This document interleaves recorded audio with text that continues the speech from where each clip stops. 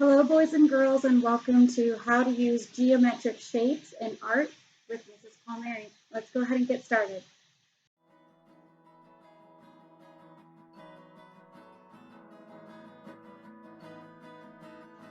Alrighty, so for this project, all you need is something to draw with.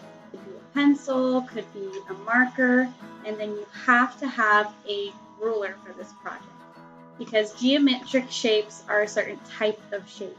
Geometric shapes are shapes that are used in geometry. Geometry is a math that focuses on measuring the sides and angles and points of different types of shapes. So to make geometric shapes, we have to make shapes with straight lines and edges that could be measured. You already know some of the basic geometric shapes. You just maybe didn't realize that they have to do with geometry and maybe didn't even realize that you were already using them in your art. So one of the most common geometric shapes that everybody knows of is the square, which has four sides that are equal length. So what that means is if I'm going to be an artist using geometric shapes, I have to use a ruler to make sure that my square actually has all four sides the exact same length. So for this square, I'm making sure every single side is 2 inches long. Because if each side is not equal, then it is not a true square. The definition of a square in geometry is a shape that has 4 equal sides.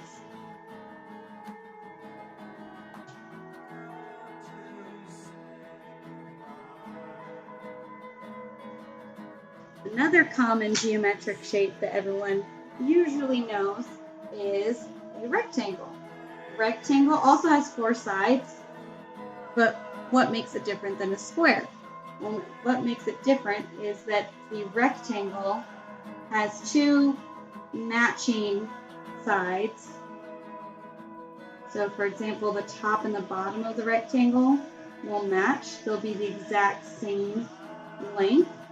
So I'm drawing 2 lines that are 3 inches long so that they match. But then the sides of the rectangle do not match the top and bottom. However, they match across from each other. This word's used a lot in geometry. These 2 sides are parallel. They match, they're the same length, but they're across from each other. They're not next to each other. Another geometric shape that we can measure the different sides and angles is a triangle. There's actually 3 different types of triangles that we can use in geometry and in art. One of them is called an equilateral triangle, which equilateral has the word equal in it. So you can probably already guess what an equilateral triangle is. It's a triangle that all 3 sides are the same length. So all 3 sides are equal length. If I'm using an equilateral triangle in my artwork, that means I have to have a ruler to make sure that all 3 sides of the triangle are the exact same length.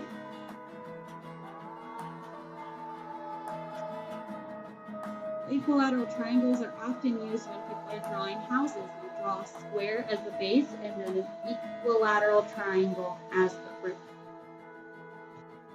One of the other types of triangles that we can use in geometric art and in geometry is an isosceles triangle.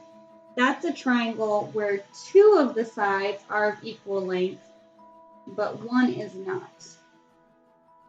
So for example, I might have one side of the triangle be 2 inches tall. Another side of the triangle is also 2 inches long.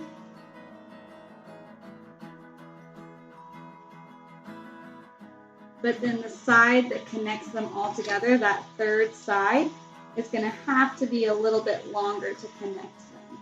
And that's how we create an isosceles triangle. The last type of triangle is called a scalene triangle, and it has all 3 sides of different lengths, but still connects together to make a triangle. So because it is a three-sided shape. It is still called a triangle, but it's a little funky because all of its sides are different lengths. So it might have one really long side and then maybe a short base or bottom of the triangle.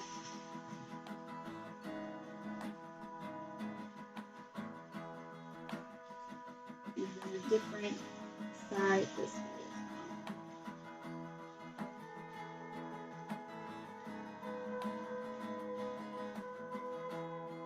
But the important thing to remember is you have to use a ruler to make all the sides straight.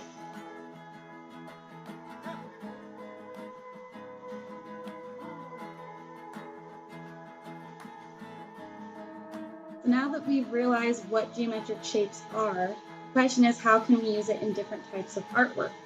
Well, geometric shapes were created by people to use to measure and build things. So for example, our houses have rectangular walls, and they might even have triangle-shaped roofs. Our books have a rectangle that binds two rectangular covers together. All the pages inside of a book are rectangular. In fact, things like this easel are made up of different geometric shapes and angles, like a triangle.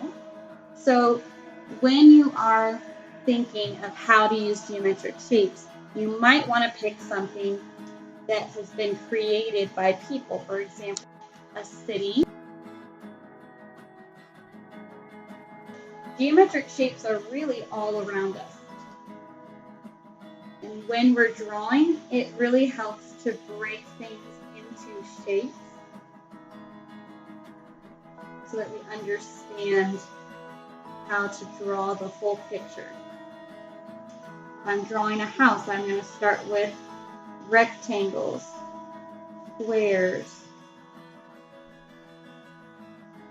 different types of triangles. There's many different uses for geometry in art, and I hope that you learned something today about geometry and geometric shapes. I hope you guys enjoy experimenting, creating. Hope you're making lots of beautiful artwork. Please stay safe and healthy, and I'll see you later.